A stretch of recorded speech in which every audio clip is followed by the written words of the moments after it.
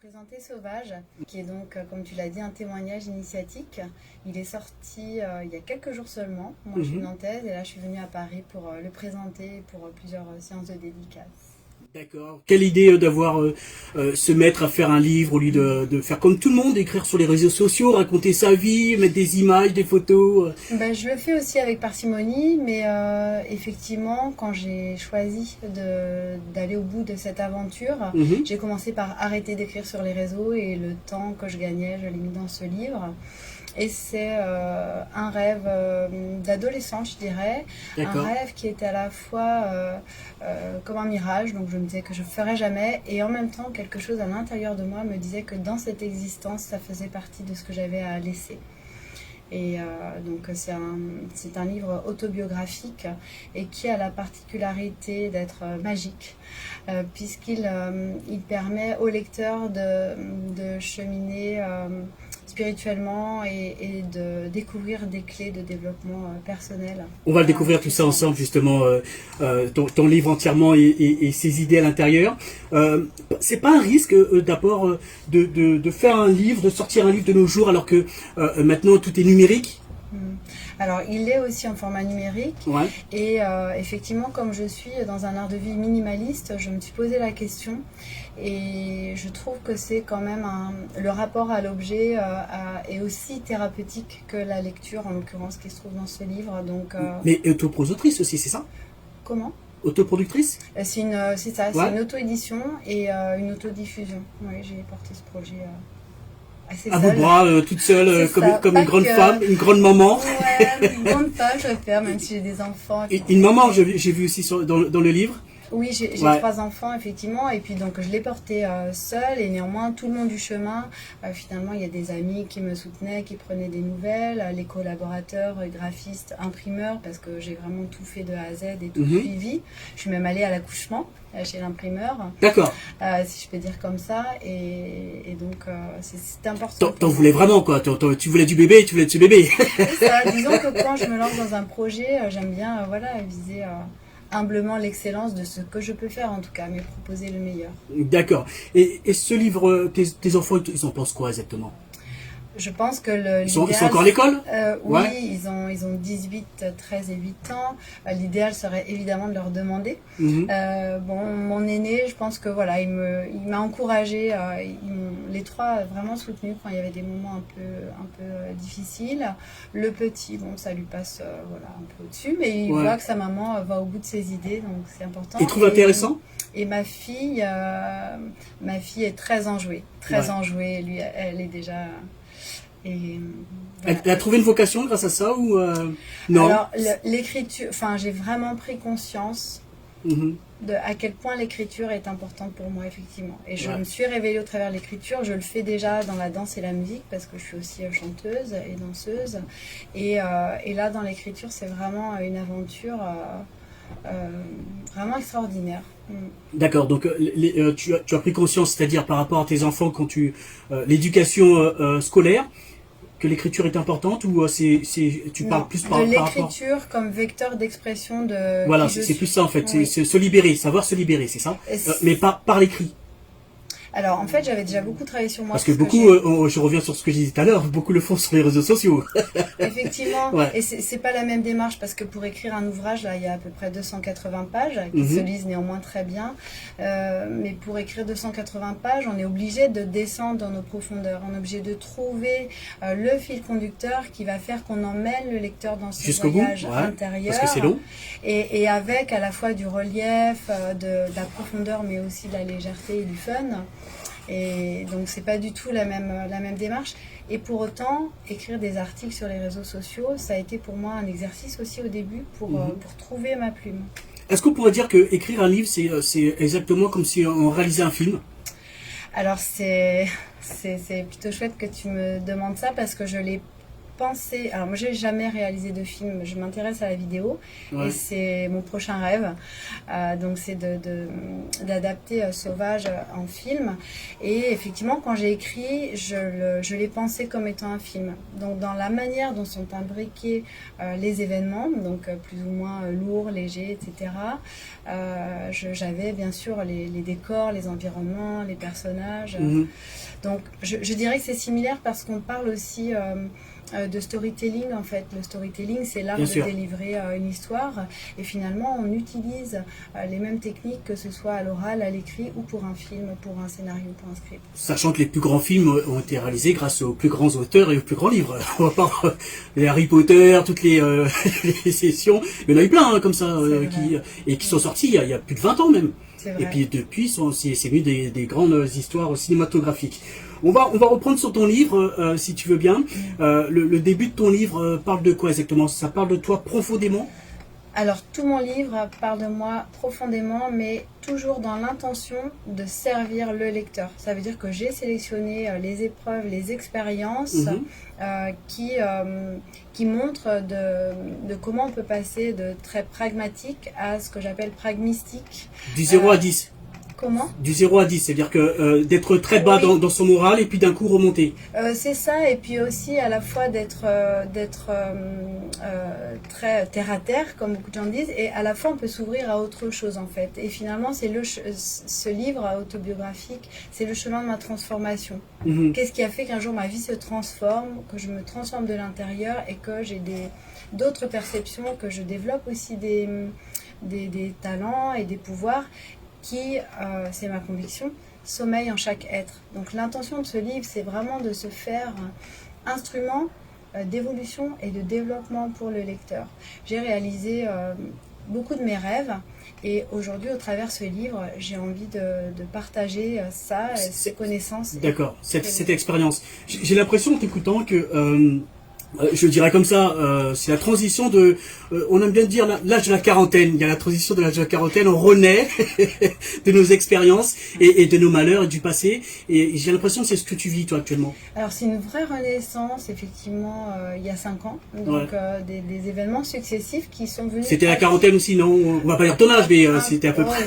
Moi, je suis plutôt entière là-dessus, j'ai pas de soucis, j'ai 44 ans. C'était une renaissance par rapport à ça, justement? Un peu avant. Non, je me questionnais pas du tout par rapport à la quarantaine. En fait, c'est la vie qui m'a alpaguée. Moi, j'ai rien demandé. Et la vie est venue me taper sur l'épaule et me demander de me regarder en face et profondément pour voir si la femme que j'étais était vraiment... Ça marche que pour les hommes, alors. On va dire que ça marche que pour les hommes. Ok. Je ne sais pas. Je ne peux parler que de ce que moi je sais pas. Donc, alors, il t'a tapé sur l'épaule.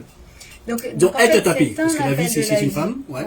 Et c'est un appel de la vie pour moi, et ce livre est un appel de la vie pour les lecteurs. Ça veut dire que je sais que ceux qui vont croiser la route de Sauvage, la vie leur met sur le chemin pour une raison. Je ne crois pas du tout au hasard. Et par expérience, j'ai vu qu'effectivement, il n'y avait pas de hasard. Et donc, ça remonte il y a 4 ans. Il y a 4 ans, c'était quoi exactement qui t'a mis le moral à zéro pour remonter au 10? C'est pas ça. J'ai touché le fond à plusieurs reprises, effectivement, ce qui fait qu'aujourd'hui j'ai une bonne capacité à remonter. Je me suis un peu entraînée. En fait, c'est pas un événement particulier de ta vie, quoi. À l'inverse, c'est assez subtil. Ça veut dire qu'à un moment donné, des événements tout à fait ordinaires prennent une couleur extraordinaire. Comme si justement ce hasard se répétait un peu trop souvent pour n'être que du hasard. Et donc on commence à ouvrir une porte un peu mystérieuse et à essayer de chercher, de trouver une vérité, de trouver pourquoi, tiens mais qu'est-ce qui se passe, etc. Et être interpellé par la vie, par différents événements. Quand tu dis tu ouvres une porte, c'est-à-dire que tu vas dans une autre voie que tu connaissais pas et que tu vas découvrir autre chose et c'est de là que tu te dis je peux faire un autre chemin que... c'est un peu se dire que je change de vie. Alors, c'était pas changer de vie radicalement, c'est ce qui me semblait très intéressant, c'est que la réalité en elle-même, elle change pas. C'est la perception, c'est notre perception qui change et c'est la lecture du cerveau, c'est la conscience qui s'ouvre. Tu restais dans ton domaine en fait familial, social et tout, mais sauf qu'il y avait autre chose que tu voyais. Alors au départ, puisque effectivement quand on fait des transformations à l'intérieur, ça impacte forcément l'extérieur, même si je peux pas là tout dévoiler. Et en fait, enfin voilà, les deux sont liés. C'est-à-dire, quand tu dis tu veux pas dévoiler, tu parles de spirituel? Oui, alors ce que je peux pas dévoiler, c'est tous les événements qui ont suivi cette transformation intérieure. Les événements spirituels, bien sûr, je peux en parler. En fait, ça raconte l'éveil de ce qu'on appelle le chemin d'éveil de la conscience. Ouais. Donc, comment à un moment donné, on passe de créateur un peu inconscient dans cette vie. Voilà, on fait notre vie. Comme un bébé, comme un enfant. Voilà. Il apprend à marcher, c'est l'éveil. Et puis voilà, et puis on peut très bien faire toute son existence comme ça. Et puis à un moment donné, certains êtres, eh bien, les perceptions justement se modifient, la conscience de l'existence. Donc ça peut paraître à la fois très abstrait, mais j'aime bien le mot, comme je te disais tout à l'heure, de pragmatique, que j'ai inventé pour l'occasion, parce que je crois qu'on n'est pas soit terre à terre, soit un peu perché. Je pense qu'on peut être les deux et que c'est sain d'être les deux, d'être ancré dans la terre, dans la matière, pragmatique, chef d'entreprise, maman, etc., comme je peux l'être, comme je le suis, et aussi à la fois ouvert au monde subtil, parce que ça, c'est toujours présent. Faire le lien avec Espace FM et la radio et la culture caribéenne.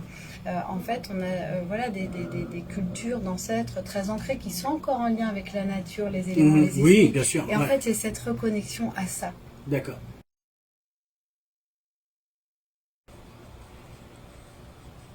« 22h36, Jean-Michel avec vous, en compagnie bien sûr de Marie-Laure, avec ce titre de Nelson Freitas, For You. Et pour vous, on vous interprète, on vous décortique ce livre de Marie-Laure. Très belle pochette, une belle réalisation. Un aigle dessus. Oui. Ouais. Pourquoi? Oh, par hasard, sûrement. Ouais, mais c'est à vos tours, ça. C'est Non, c'est un aigle. L'aigle, c'est l'animal de pouvoir qui m'accompagne dans les mondes invisibles, on va dire. Ouais. Donc, en fait, c'est en lien avec le chamanisme. Et je suis aussi chamane. Et en fait, on intègre au fur et à mesure de notre évolution spirituelle, on va intégrer les pouvoirs de certains animaux, les pouvoirs et les caractéristiques énergétiques. Et me concernant, ce qui me rallie à l'aigle, c'est le côté visionnaire, en fait, avec voilà, cette capacité à discerner. Mais tu connais son rôle dans la nature? Comment? L'aigle. Ah, mais moi je suis végane, je choisis que ce que je veux de l'aigle. D'accord, je n'ai pas végane. C'est ça, c'est pas très végane. Et en fait, c'est ça, on a toujours la possibilité de choisir en fait dans chaque chose ce qui est ok avec nous et ce qui est pas ok. La vie est vraiment un jeu. Et dans Sauvage, je dévoile certaines des règles du jeu et qui rendent la partie beaucoup plus amusante. D'accord. La règle du jeu, pour toi, c'est quoi exactement? La règle du jeu, alors pour moi aujourd'hui, parce qu'elle n'est pas la même pour tout le monde, je crois en la réincarnation. Et donc en ce qui me concerne, dans cette existence, la règle du jeu, ce que j'ai à accomplir de mon mieux, c'est d'incarner l'amour et la paix. C'est vraiment aujourd'hui dans tout ce que je fais, dans mes mots, dans mes actions, dans mes créations, la seule chose qui m'intéresse, c'est transmettre cette énergie d'amour, être connecté à cette source de manière très simple, c'est juste être à l'écoute de notre cœur finalement et de transmettre ça et de le partager parce que j'ai beaucoup travaillé sur mes peurs et ces éléments aussi de libération, je les livre dans Sauvage. On peut reprogrammer notre cerveau et aujourd'hui tu évoquais tout à l'heure à demi-mot le contexte très particulier dans lequel on évolue depuis plusieurs mois. Un des boutons sur lesquels appuie ton cerveau pour dire de faire ou de pas faire? Non, en fait, moi, mon cerveau, justement, ce bouton, il fonctionne plus, en fait. Ça veut dire qu'on peut plus jouer sur la peur pour me faire obéir à quoi que ce soit. Tu disais, on nous dira quoi manger, tout, mais on peut me dire ce qu'on veut, en fait. Dès lors qu'on se libère de la peur de mourir, ça ne veut pas dire que je veux mourir, j'aime la vie. Mais dès lors qu'on se libère de la peur de mourir, qu'on comprend le sens à notre existence, qu'on met du sens sur ce qu'on vit, sur ce qu'on fait, qu'on se libère de cette peur, et bien ceux qui veulent appuyer sur le bouton de la peur pour nous manipuler, dans leurs intérêts et grandir leur face, et bien ce bouton ne fonctionne plus. Donc le cerveau, c'est un ordinateur de bord et il y a des méthodes très simples pour venir déconnecter les programmes qui ne sont pas fructueux. D'accord. Et pour toi, quel est le remède pour beaucoup de monde? Parce que actuellement, certains l'ont vu, l'apprennent maintenant la mort est existante et parmi nous, parce que beaucoup vivaient normalement, se disant oui bon, je vais mourir un jour, et voilà. Mais maintenant, de nos jours, depuis 1 an et demi, je veux dire qu'elle est à notre porte. Oui. Ouais. Mais de toute façon, rien ne nous rend éternel. Donc autant l'intégrer tout de suite. Et je crois profondément que l'âme, avant de s'incarner, choisit son existence, choisit tout ce qui compose l'existence, y compris la manière dont elle va quitter ce grand jeu. Donc de toute façon, quoi que nous fassions, ce sera là. Donc autant vivre le temps qui nous est imparti de la manière la plus légère possible. Et finalement, quand on se reconnecte à cette source d'amour, la solution c'est l'amour. Tu me demandais quelle est la solution. La solution c'est l'amour en fait, même dans ce contexte. Ça veut dire nous éloigner les uns des autres, être dans notre peur, dans notre individualité. C'est nous séparer, mais nous sommes tous liés. On est les composantes d'un seul et même élément qui est l'humanité, et au plus large, on est relié à tout ce qui L'être humain n'est pas fait pour vivre seul, de toute façon. Voilà, donc c'est vraiment l'amour. En général, il n'est pas bien. On peut, pardon ? En général, il n'est pas bien. S'il vit seul, l'être humain, en général, je parle. Il faut en être capable, effectivement, c'est une épreuve, mais finalement, c'est aussi très formateur, les moments de solitude, mais en fait, on peut être en colère, on a le droit d'avoir peur et c'est sain, c'est les émotions.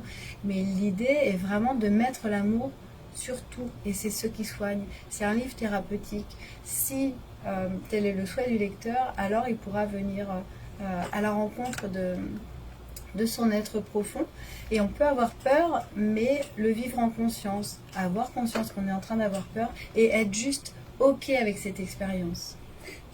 Quel est le conseil que tu pourrais donner justement on parlait d'une personne qui vit seule, mais de nos jours, entre la trentaine et la quarantaine, beaucoup de personnes vivent seules, près de 70%, quand j'ai vu les sondages. Quel est le conseil que tu peux leur donner, à part justement d'avoir de l'amour, t'arrêtes pas de le dire depuis tout à l'heure, c'est vrai que peut-être aussi long, mais quel est le conseil que tu pourrais leur donner pour cette source, quand tu aimes bien dire cette source pour revenir au monde actuel? Alors pour revenir actuel pour eux, attention, parce que oui, pas actuel, chacun va avoir midi à sa porte, comme j'aime bien dire, mais voilà, actuel pour eux. Ils ne sont pas obligés d'être véganes ou autre. Bien sûr que non. Bien sûr, comme je te disais, c'est juste le partage de mon chemin au service du chemin du lecteur. Mais le chemin du lecteur ne sera pas le mien. Moi, mes rêves, c'était de chanter, danser, d'écrire un livre et peut-être un jour de faire un film et de partager cet amour que je sens vibrer en moi. Mais un autre, dans son incarnation, aura un rêve différent et un rôle différent. Si on veut expérimenter l'amour, il faut qu'il y ait des êtres qui soient là pour expérimenter le non-amour. Parce que sinon, il n'y a pas de relativité. Donc finalement, c'est en ça qu'on peut rendre grâce finalement et remercier chacun de jouer son rôle. Parce qu'il y a des gens aujourd'hui qui ont hyper peur, qui sont hyper en colère, que moi je peux me dire, oh ok, je suis pas du tout ça et je remercie pour cette incarnation, c'est plutôt cool. Ouais. Donc le conseil, j'ai véritablement aucun conseil à donner, mais l'invitation finalement c'est toujours d'accueillir. L'accueil, si on peut pas être dans l'amour, déjà l'accueil, observer l'expérience telle qu'elle se présente, c'est déjà un bon début. Et accepter que ce qui est là, puisque c'est là. Donc lutter contre, ça va nous mettre en conflit avec quelque chose. Donc déjà simplement accueillir ce qui est là. Devant nous, ce qui est là, présent maintenant, l'expérience, la tristesse, tout ça c'est ok, mais juste l'accueillir. Et dès lors qu'on dit, simplement de dire à la source, à la nature, à l'univers, à qui on veut, à nous-mêmes, peu importe, mais qu'on dit ok, je suis prêt à m'en remettre à la vie. Simplement s'en remettre à la vie, c'est très puissant. Pourquoi ? Parce que la vie, tant qu'on ne lui donne pas l'autorisation, tant qu'on ne donne pas l'autorisation à cette force de prendre les commandes à la place de notre ego et de notre mental, qui lui est limité et déformé par ses peurs et ses croyances, eh bien la vie va pas le faire en fait. Donc simplement pour ces personnes, ces êtres qui peuvent ne pas trouver le sens à leur existence ou être en souffrance, simplement de poser l'intention de dire à la vie, ok, je suis prêt, je te laisse faire, je te fais confiance. La porte de sortie que vous propose Marie-Laure, c'est justement la vie, l'amour. Je retiendrai ces mots-là. Et puis la source qu'on peut puiser en nous pour justement découvrir ce qu'on peut avoir en bonheur et en bonté chaque moment. Merci Marie-Laure, merci de nous avoir présenté cet ouvrage, Sauvage, témoignage initiatique, franchement magnifique.